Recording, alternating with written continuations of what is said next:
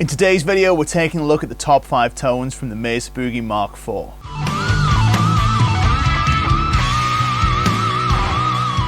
So before we get stuck in, let's talk a little bit about what makes this amp tick. Of course, we're not going to do a full review of the amp today. That's really not what these videos are all about, but I feel like I should equip you with just a little bit of knowledge about how this amplifier works, because it's very involved and really rather complex to set up, but once you get it dialed in, it's a great sounding amp. Now, of course, these amps were produced in the 90s and through into the 90s and were superseded by the Mark V, but for my money, the Mark IV is very much the darling of Mesa's Mark series, and I did actually play one of these amps myself for about a decade before I discovered the Victory Super Kraken, which has become my favorite amp, but this amp still has a very, very fond place in my heart. It's a 3-channel design.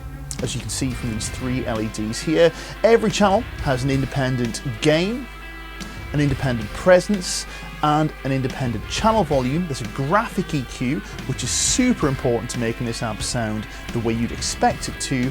Master volume, it's a 90-watt amplifier, but it is brutally loud, especially if you set it up in just the right kind of way, which we'll talk about in a moment. There's a ton of options on the front, a ton of options on the back with push-pulls, on the presence controls, on the gain controls, on the drive control. You'd expect to see a push-pull here, but this amplifier has had a bit of a life. This amp actually belongs to my friend John, who's the co-guitar player in Saints of Arcadia, who are in fact the band that you're listening to right now. More about that perhaps another time.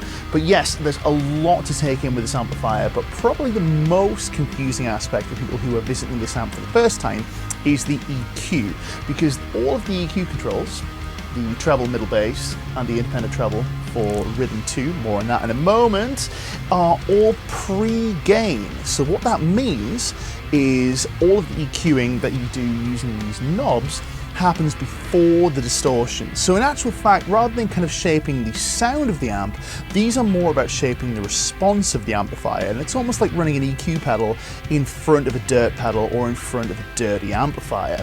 Whereas the graphic EQ is perhaps more useful for actually shaping the amplifier's tone, and we have 5 bands to play with. Now, the amp itself has a very pronounced mid-range hump when the EQ is set flat, so it's very common to scoop the EQ out just a little bit in that 750 region.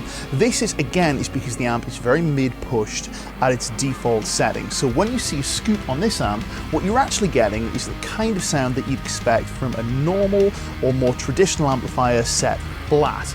With that in mind, let's leave the EQ on for every example that we're going to do in this particular video, and we're going to start with my favorite tone on the clean channel. Now, the clean channel is probably one of the best aspects of the Mark IV. It's really, really pleasant sounding.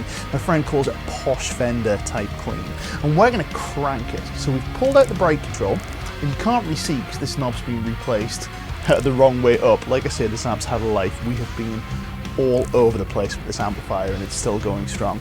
We've cranked this all the way up full. We're going to turn the presence way up full.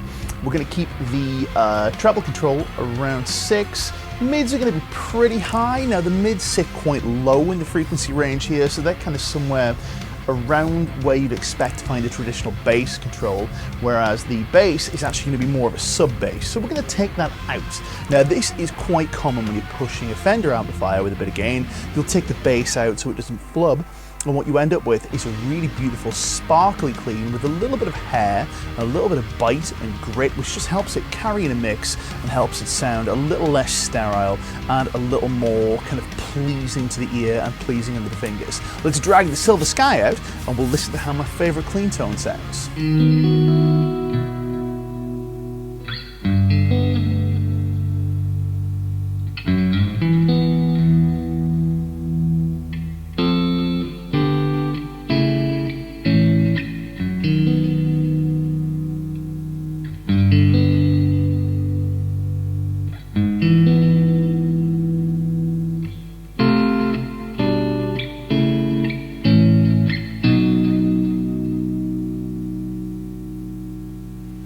Tone number 2 is a purring low to mid gain sound on rhythm 2. Now, rhythm 2 gets a really bad rap among Mark series users because it doesn't have the same kind of articulate forward character that you'd expect to find on the lead channel, but I think it's a really underrated channel and it's great for these kind of low gain vintage Fender type tones. So what we've done here is we've taken rhythm 1 gain, we've pushed the fat switch in, rather rhythm 2 gain, my mistake, we pushed the fat switch in, and we're running the gain kind of somewhere in the middle region around 6, but this is the crucial part. We're turning the treble all the way up and we're running the amp in tweed mode. Now tweed mode is going to lower all of the plate voltages and make things a little more vintage feeling and a little bit more spongy. Again, this mode doesn't get anywhere near enough love out of Mark users because it does detract from the more kind of hairy metal tones, but for this sort of stuff it's absolutely beautiful.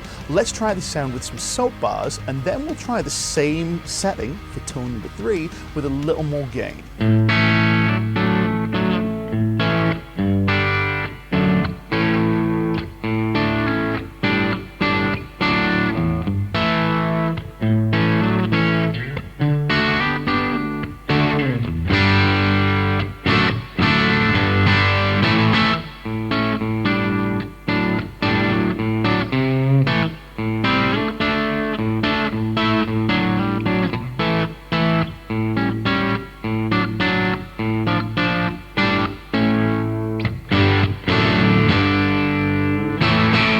As promised, tone 3 is rhythm 2 with a little more gain, and what we're going to do for this is we're going to stay in tweed power mode and we're going to crank the gain up, pull the fat control out, and that's about it. We don't need to do any more than that, and what we get is a really fantastic blown out tweed sound.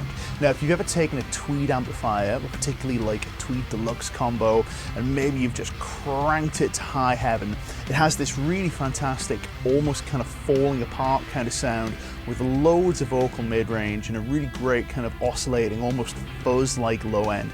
It's a super cool sound and it's one that I personally feel the Mark IV cops really quite convincingly, but I'll let you be the judge. Let's try this with a McCarty with some humbuckers. Sounds a bit like this.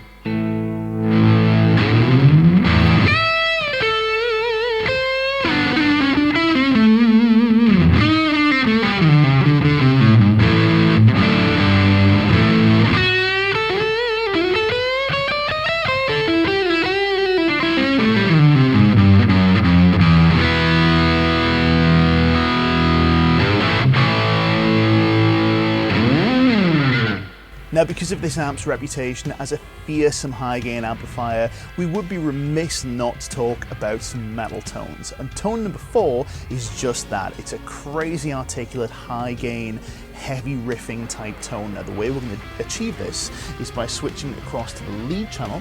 We're going to push in the presence control. Now the presence control on both the lead channel and on rhythm 2 gives us essentially a negative feedback defeat. So when it's pushed in, we don't have as much negative feedback in the power amp stage, and this gives us a bit more volume, a bit more low end, but crucially a razor tight attack, which is perfect for heavy riffs. Another crucial aspect of this is we are going to turn the treble control up pretty high on the channel's EQ.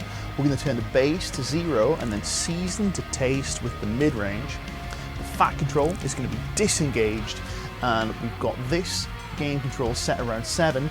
This control is snapped off at around 8. That happened at a gig, but hey man, it's set where we like it, so why bother fixing it if it ain't broken? I suppose it is broken, but still, sounds good. So you have to trust me, that's around 8.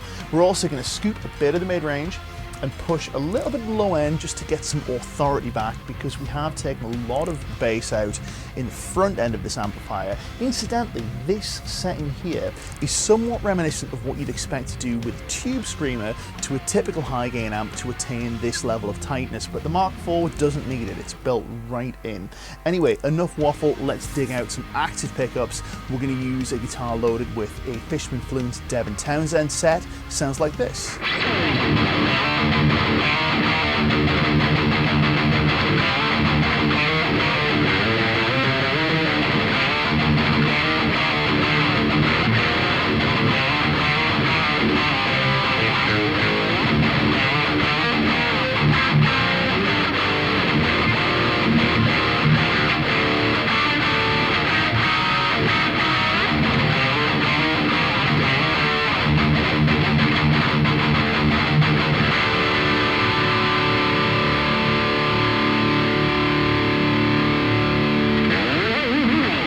takes us to tone number 5, which is my favourite tone out of this amplifier, and it's a creamy singing lead tone that sits somewhere between John Petrucci in his early days and Carlos Santana. I know they're not two names that you typically hear in the same sentence, but hear me out. There's a little bit of Eric Johnson in there and a little bit of that kind of 80s LA sound, kind of George Lynch, Brad Gillis, that kind of thing. Anyway, the way we're going to achieve this is by leaving the controls pretty much where we had them in the previous example, but we're going to pull out the fat switch on the lead channel just to kind of thicken things up a little bit. We're also going to pull out the presence control and maybe dial it up just a touch higher. The reason we've done this is because when you pull the presence control, it softens the attack of the lead channel. It does reduce the volume a little bit, so we'll need to compensate with the master. That's not a problem because we're running it at just over 2 and there's plenty of output, believe you me. What this is doing anyway is it's softening the attack and it's just giving it a really sweet vocal quality that is a dream to play. It kind of exaggerates your playing harmonics, but within the distortion. It's almost like it's kind of contained behind glass, so to speak. It's a really beautiful sound, quite hard to describe. One thing I will say is don't be surprised if this sound is a little thin in the low end when you listen to it in isolation. You have to trust me, this thinned out low end works beautifully in a band mix. I have done this for many, many years. It does sound absolutely killer when you put it in context, but even on its own, you can hear how rich and how kind of searing and beautiful these harmonics sound, especially when we play it with my personal favorite guitar, which is my red guitar, which you guys have seen a whole bunch of times. Let's take a listen to that now.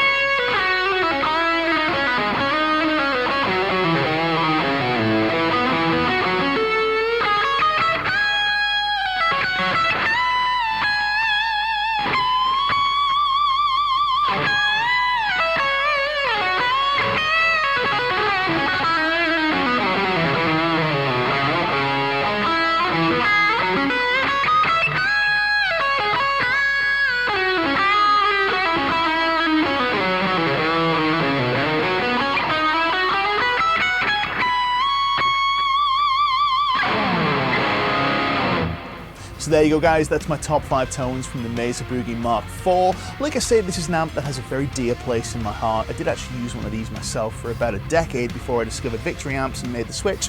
Very glad that I did, by the way, but even still, I do love a bit of Mark IV, and I think it's capable of a great deal more tonal diversity than people give it credit for, especially that Rhythm 2 sound that is so lampooned on the internet, like unjustly. It's a great sounding channel, but of course, the clean channel and the lead channel deserve all of the plaudits they get. It's really an all-time classic amp, and it's capable of a whole range of beautiful tones, hopefully as we've discovered in this video.